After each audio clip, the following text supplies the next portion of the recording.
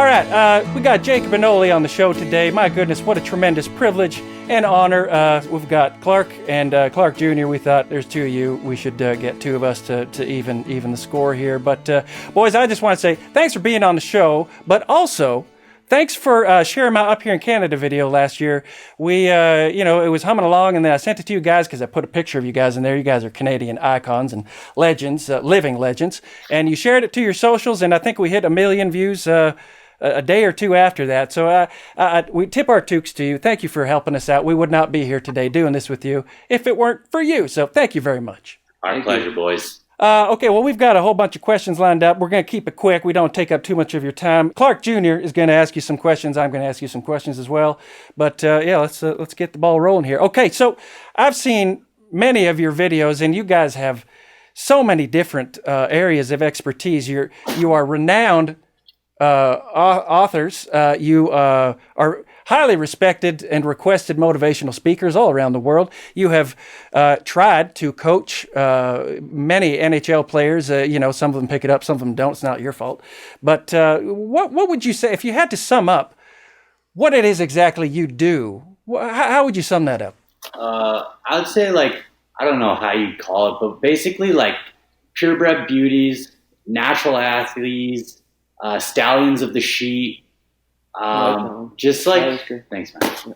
The best at everything, probably the Prezi of puck, just the puck Prezi. The puck Prezis. You're so good. I'm on fire right now. It's beautiful. It's so hard to just pick one because we're the best at everything, and we're also super humble. Yeah, that is a beautiful combination. I think that is something we can all aspire to. It makes sense. When you guys are so talented in so many different areas, I don't know how you would pinpoint that down into any one title. So, okay, like I said, I've seen so many of your videos. When you're working with up-and-comers to the game, like McDavid or Pettersens or whatever, they've got the basics of the game down fairly well. They haven't perfected it by any means yet. But then you guys come along and you try and impart the finer techniques and philosophies of the game, and they just don't seem to pick it up sometimes. How do you deal with the frustration of working with these athletes and they just can't quite grasp what you're trying to pass on? Well, Doug, it's really tough for us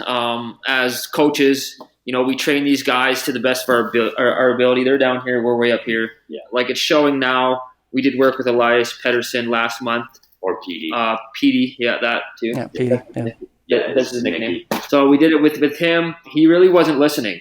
It's pretty evident now because is evident the right word? Yeah, that's the one. Yeah, so it's evidence now that what he's doing isn't working because he has 2 points in 9 games, and that's not what we taught him. So it's frustrating for us as personal athletes, right? Yeah. Personal training athletes. Yeah.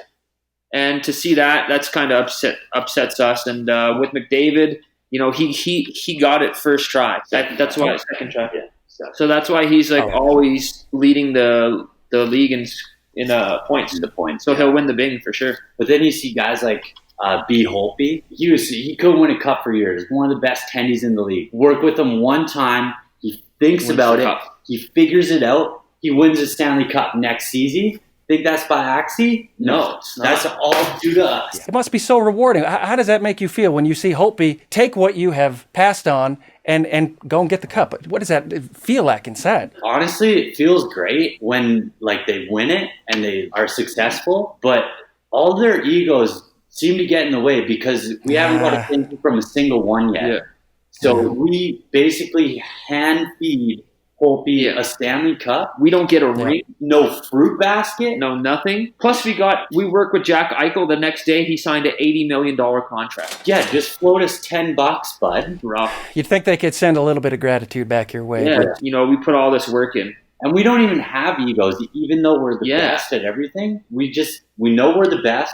We could make the show if we wanted to. We just don't try. But we're humble and we don't have. Well, it wouldn't be fair if you guys did anyway. I mean, it would be like us playing against a couple of kindergartners ourselves. It wouldn't even. You guys need your own league, if I'm being honest. Yeah. So that's why we just don't go in. Yeah. I think maybe I was trying to think of why some of these NHL players don't grasp what you're trying to impart to them, and I think part of it must be nerves on their part. I mean, it is a big deal for them to be even in the same circle, same room as you guys, let alone be fortunate enough to have private coaching lessons. So how do you calm their nerves? Well, for example, like when the Hanson brothers found out that they were going to be able to meet you finally, what did you guys do to break the ice and make them feel at ease in that kind of situation? Basically, we just tell them, like, be normal or we're going to punch you in the giblets. Because, obviously they're soups timid by us because he's still like 6'3". I'm 6'3". Yeah. 270 A pounds. pure muscle. I'm like 6'13" and like 140 pounds of pure bone. That's a long reach. Yeah, so basically we just like, if they're messing around, we just punch them right in the giblets. Yeah. Is that what led to,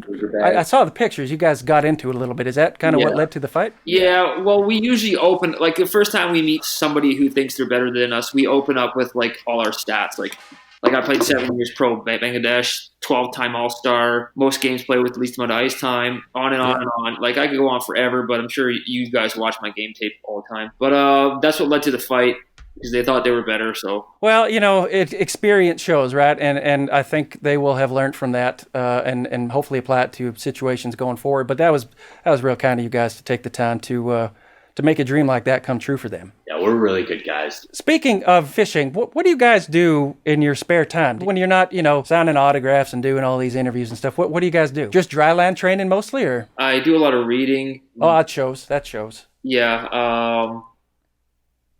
I think that's it. I'll rip biscuits at my neighbors as they're walking past. And You also take us, finger and I finger paint. He's an unbelievable finger painter. Yeah. He could make the best turkey I've ever seen. It's pretty deadly. I was chatting with an award-winning director the other day who just won something at the New York Film Festival, and I said, hey, have you seen these Jacob and Olly videos? And he said, yeah, my good friend just sent them to me yesterday. I love those guys. And what we both got talking about was the incredibly high... Are you getting bored over there? Are you stretching? Yeah. You don't have to be here. I'm just stretching.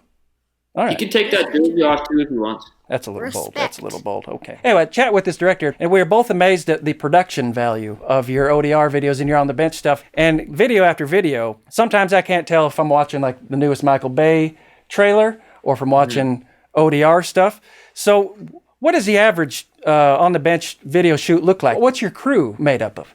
We got actually like a pretty big crew. Yeah. And I just ordered the newest edition. So basically, we just put our phone on a tripod. But it's like a high-end tripod. It's got 3 legs, and then we put the phone on there, and then we just record ourselves, and then we send the. It's a complicated process to do to make it look as good as it does. We just send the video from our phone to our computer. Yeah. And then we just copy and paste. So that's why it looks so high quality. That is next level. That is something that we can aspire to. We're just in the beginning stages of building our brand and our YouTube channel and everything. But hopefully by us doing this together, maybe we can, help you get. Do you guys have? We almost have 3,000 followers on YouTube. Do you guys have almost close to that yet? I think we have 75 billion.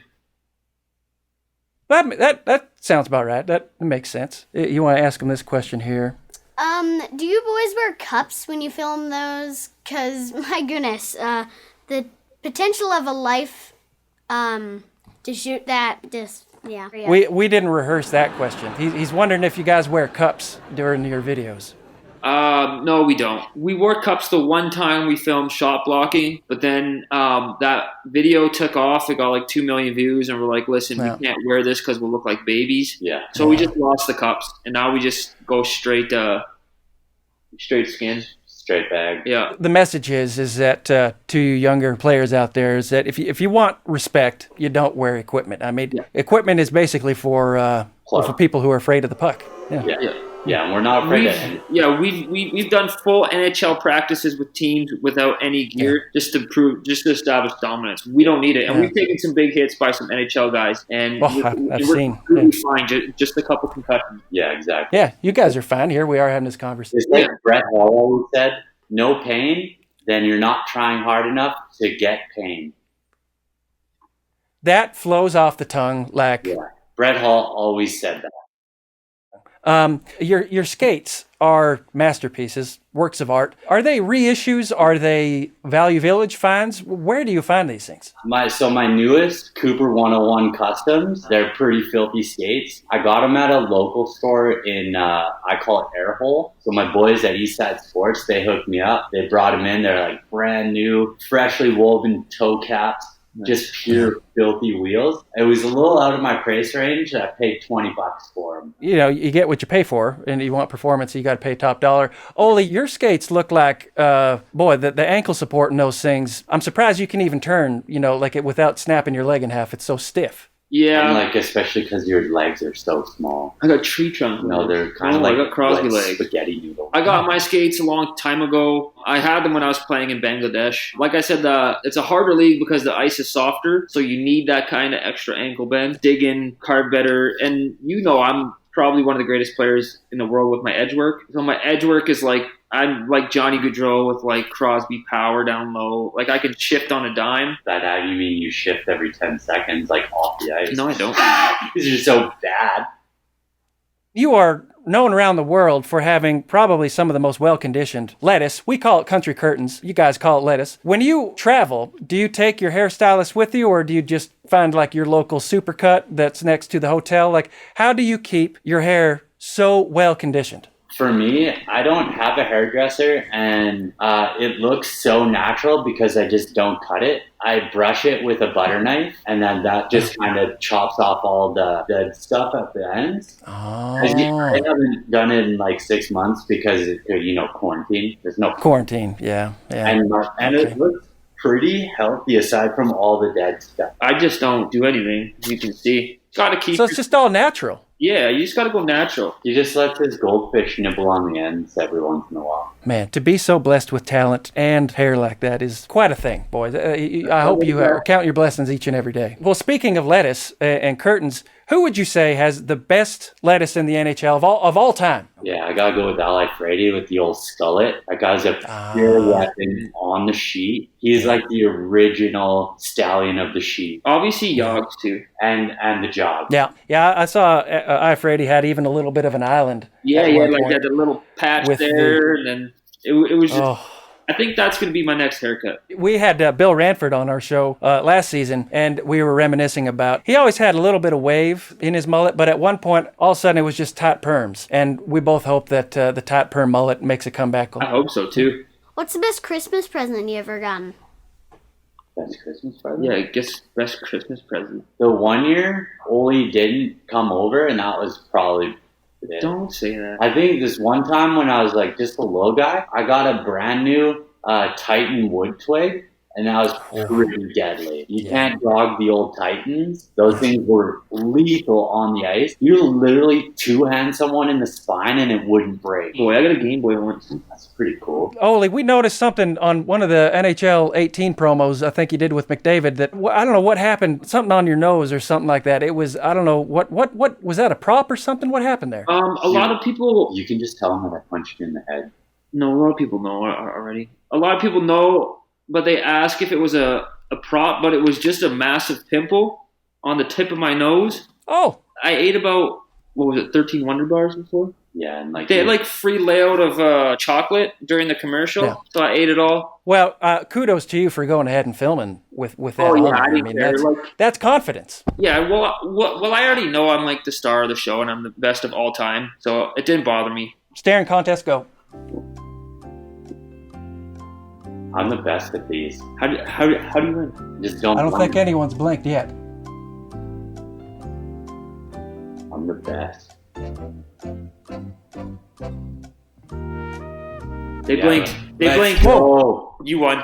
Normally I can last a lot longer than that. That's not what your mom says, though. Olly, I saw you have an Upper Deck card on eBay for $5. Yeah. Is that overpriced or underpriced, would you say? It's underpriced. Super overpriced, I thought. No, it's underpriced by thousands of dollars. You're not gonna get. I'm a generational player. You're never gonna see another player like me ever again on this earth. You're the one selling it though. Why didn't you just price it higher? I didn't. Someone else is selling it. It's a sensitive issue, I can see. Who do you think would win between a fight at center ice, Wayne Gretzky or Ron MacLean? Oh, Uncle Ron. I'm going Uncle Ron for sure. Mac Mac Daddy. He's got some party vibes to him. I found out people love to go out and party with him. I bet he gets pretty rowdy. He's a good guy to have around. We'll say that. Speaking of Ron, why haven't you guys replaced Ron and Don yet on Coach's Corner? Like, has CBC, was their offer not up to your standards, or what's going on there? I would expect that to happen by now. We were going to, and then we met Mac Daddy. We can't take his job. Yeah. So we're going to let him ride it out for a few more years and just do his job. He's done it pretty well for like an eternity. Yeah. So we'll let him finish out, leave on his terms, and then we're just going to walk in and take it. There you go. It's just like the Canadian on us. We just can't walk in and take someone else's job like that. That is class. You look at these boys and you remember that is class. Oh, what is the best warm-up song? Before you hit the ice, before you're doing the horseshoe, what do you guys listen to in the dressing room? Easy. Low cheese Missy. Yep. Okay. Yep. Yeah, that makes sense. Listening to your own music, that's not conceited at all. I think that's part of humility again. Yeah. We just have it on repeat in the room, and then we have it playing in warmies too. It helps and us then during each whistle break. Yeah, it helps us stay humble. What is the greatest love song of all time then? I think Low Cheese is a love song. It could be. Could be in the right context, I suppose. Yeah. Love song. I'm probably gonna go with my boy Justin Bieber. Yeah. The one's like baby, baby. Oh, that one. Baby, baby. Yeah, it's got some nice love sounds in it. I think I'm going to throw it back a few years and go to the countryside and say a little Strawberry Wine by Dina Carter. Strawberry wine. Strawberry wine. I don't think you know that. That's a little out of your age range here, but my Strawberry goodness. Wine's one of the greatest songs ever made. Absolutely. First time you dance with a lady at the rodeo, you request strawberry wine. She'll be yours Well, forever. Cabaret and Strawberry Wine. Okay, we have one last question, and Clark Jr. would like to ask it for you, boys. Out of all the NHL teams, why did you choose the Flames? Like, did you even know Oilers were a choice? That's a great question. So obviously the Flames are a good hockey team, so that's why we're fans of them. And then like Edmonton, they're kind of like the underwear of Alberta, so they're they're there. I guess there's that whole, Stanley Cup difference there to consider, I guess. And I get it. You guys are close to Calgary. We used to live in Airdrie ourselves, but, we still cheered for, a team that made a bit more sense, I suppose. But No, Johnny's just also my best friend, so Yeah. we have to cheer for our best friend. So Yeah. I actually do have a Oilers jersey, but I don't have the knockoff one. Oh. So, I mean, if we're talking about real fans, if you want to drop the mitts, bud, he's taking it hard. He's taking it hard. we can go toe-to-toe. You can make fun of my son, boys, but not the Oilers. It's not a knockoff. Your Not mom's right a now. No, all the air. I think it broke.